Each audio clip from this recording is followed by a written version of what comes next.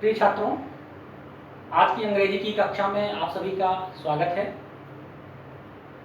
हमारा आज का टॉपिक है change of exclamatory sentence into indirect narration.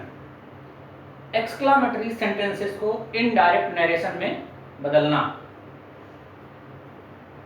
इससे पहले कि हम एक्सक्लामेटरी सेंटेंसेस को इनडायरेक्ट में बदलना सीखें, ये जान लेना आवश्यक है कि एक्सक्लामेटरी सेंटेंस किसे कहते हैं।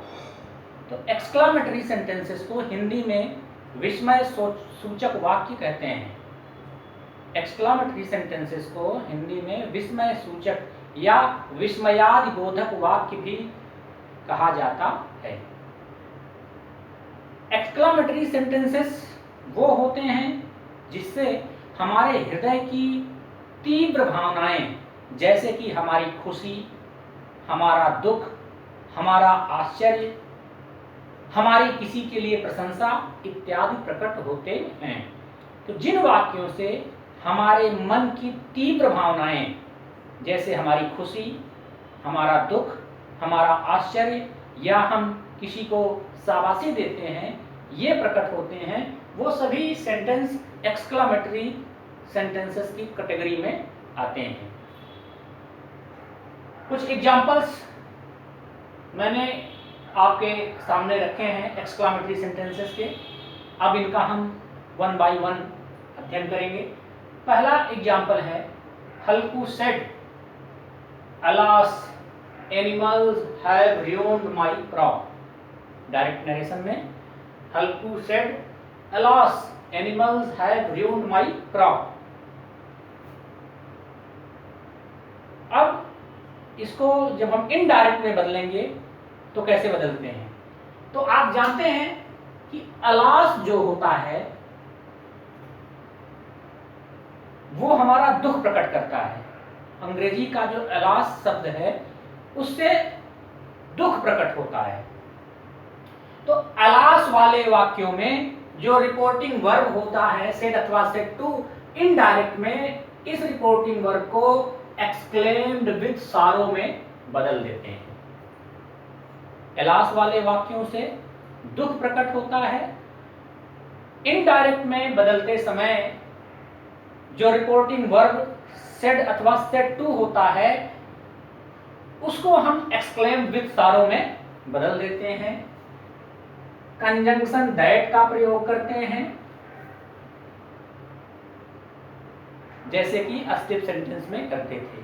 अब एक बार फिर से कंजंक्शन दैट का प्रयोग हो रहा है एक्सक्लामेटरी सेंटेंस में। अस्टिव सेंटेंस में हुआ, इंट्रोगेटिव और इंपरेटिव में नहीं हुआ, और आज फिर एक्सक्लामेटरी सेंटेंस में कंजंक्शन दैट का प्रयोग हो रहा है। तो अलास वाले वाक्यों से दुख प्रकट होता है। अलास वाले वाक्यों को इनडायरेक्ट में बदलते समय रिपोर्टिंग वर्ब को हम एक्सक्लेम्ड विद सॉरो में बदल देते हैं, कंजंक्शन दैट का प्रयोग करते हैं और टेंस में परिवर्तन करते हुए सेंटेंस को पूरा कर दिया जाता है। जितने भी कामा, इन्वर्टेड कामा होते हैं उनको हटा दिया जाता है, सिवाय फुल स्टॉप को छोड़। एक बार फिर से सुन लीजिए कि एलास वाले वाक्य दुख प्रकट करने की निशानी है, दुख प्रकट करने का सूचक है एलास।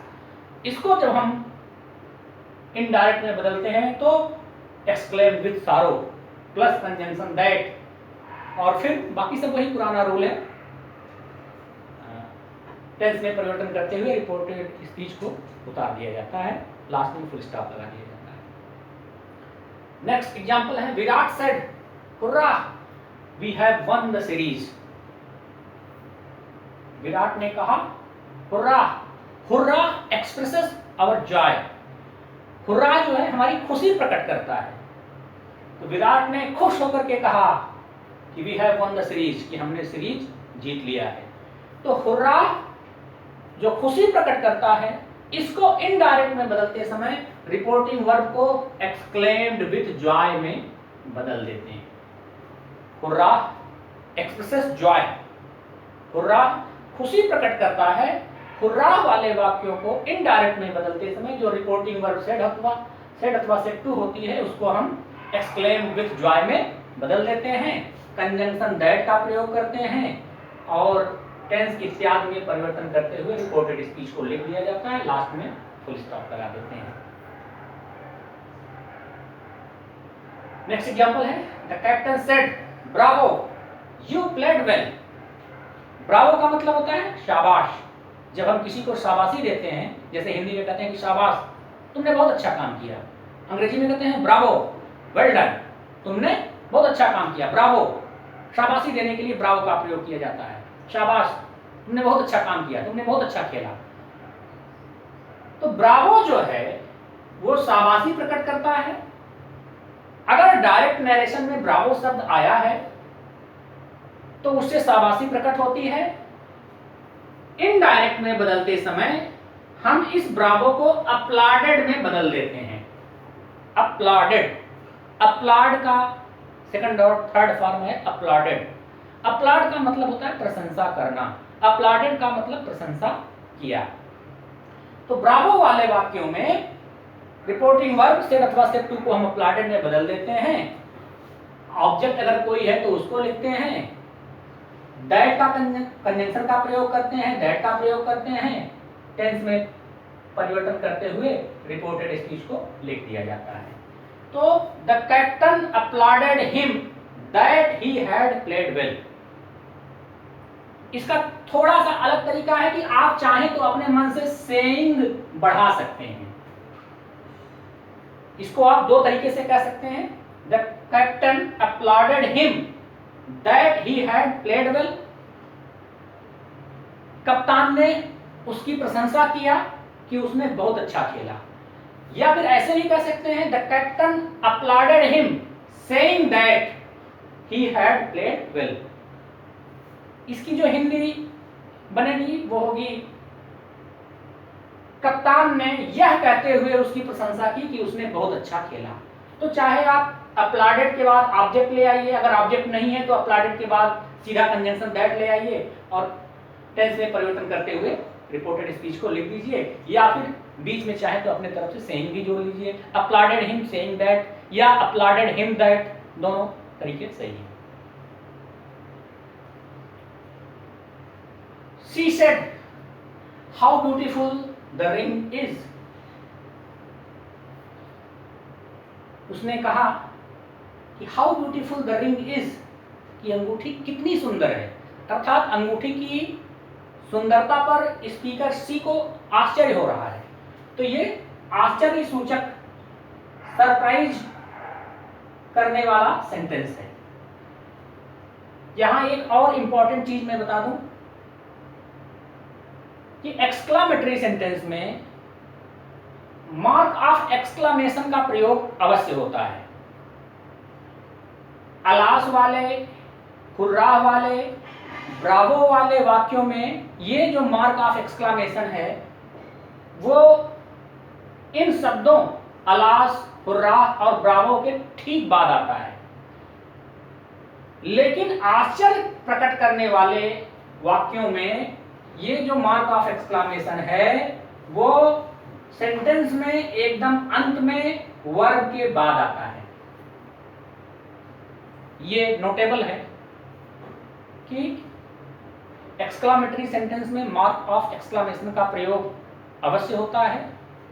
दुख प्रकट करने वाले, खुशी प्रकट करने वाले, शाबाशी प्रकट करने वाले वाक्यों में, अर्थात दूसरे शब्दों में ये कहें तो जिनमें हुर्राह आया हो, अलास आया हो, ब्रावो आया हो, उनमें जो मार्क ऑफ एक्सक्लामेशन है वो सेंटेंस के प्रारंभ में ही आ जाता है।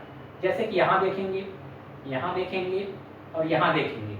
लेकिन जो आश्चर्य प्रकट करने वाले वाक्य होते हैं उनमें जो मार्क ऑफ एक्सक्लामेशन होता है वो सेंटेंस के अंत में, रिपोर्टेड स्पीच के अंत में वर्ब के ठीक बाद आता है। यानी कि जब मार्क ऑफ एक्सक्लामेशन वर्ब के बाद सबसे अंत में आए तो ये जान लेना चाहिए कि ये जो सेंटेंस है वो आश्चर्य सूचक सेंटेंस है, इससे आश्चर्य प्रकट हो रहा है। तो इसको क्या करते हैं, जब आश्चर्य सूचक सेंटेंसेस को इनडायरेक्ट में बदलना होता है तो हम रिपोर्टिंग वर्ब सेड अथवा सेड टू को एक्सक्लेम्ड विद सरप्राइज में बदल देते हैं। कंजंक्शन दैट का प्रयोग करते हैं, बाकी सब रूल वही है। टेंस इत्यादि में परिवर्तन करते हुए रिपोर्टेड स्पीच को लिख दिया जाता है, लास्ट में फुल स्टॉप लगा दिया जाता है। जितने भी कॉमा इन्वर्टेड कॉमा है, मार्क ऑफ जितने भी मार्क्स ऑफ पंक्चुएशन है वो सब हट जाते हैं एक्सेप्ट फुल स्टॉप। तो इस चीज को आपको ध्यान देना है। You said to me what a horrible scene, तो यू एक्सक्लेम्ड, अब यहां टू मी ये हट जाएगा। You exclaimed with surprise, conjunction that, it का प्रयोग अपनी तरफ से, वेरी का प्रयोग अपनी तरफ से, और रिपोर्टेड स्पीच को पूरा कर दिया जाता है। तो इस तरह से जो आश्चर्य प्रकट करने वाले वाक्य होते हैं उनमें हम जो है वेरी का प्रयोग अपनी तरफ से करते हैं, अगर जरूरत हो तो इट को भी अपनी तरफ से ले आते हैं। आश्चर्य प्रकट करने वाले वाक्यों को इनडायरेक्ट नरेशन में बदलते समय हम रिपोर्टेड स्पीच को सिंपल सेंटेंस बनाते हैं। सिंपल बनाते हैं कि मतलब कि सबसे पहले सब्जेक्ट लिखते हैं, फिर वर्ब लिखते हैं, फिर वेरी का प्रयोग करते हैं, इसके बाद जो एडजेक्टिव वगैरह आया हो उसको लिख करके सेंटेंस को पूरा कर देते हैं। अब बार बार एक्सक्लेम आया है, एक्सक्लेम, तो एक्सक्लेम का मतलब क्या होता है? एक्सक्लेम का मतलब होता है कहना या बोल पड़ना। कैसे? अचानक। एक्सक्लेम का मतलब कहना, बोल पड़ना, अचानक बोल पड़ना, स्वाभाविक रूप से। ये क्या है? एक वर्ब है। फर्स्ट फॉर्म है एक्सक्लेम, सेकंड फॉर्म होता है एक्सक्लेम्ड, एक्सक्लेम, सेकंड और थर्ड फॉर्म एक्सक्लेम्ड और एक्सक्लेम्ड, ऐसे चलता है। तो ये बार बार एक्सक्लेम आया है, तो एक्सक्लेम के बारे में भी जान लेना जरूरी है। तो इस तरह से आज आपका जो है एक्सक्लेमेटरी सेंटेंस को इनडायरेक्ट नरेशन में बदलना पूरा हुआ। यदि किसी छात्र को कहीं कोई दिक्कत आती है तो वो व्हाट्सएप ग्रुप पर मुझसे कंसल्ट कर सकता है। धन्यवाद।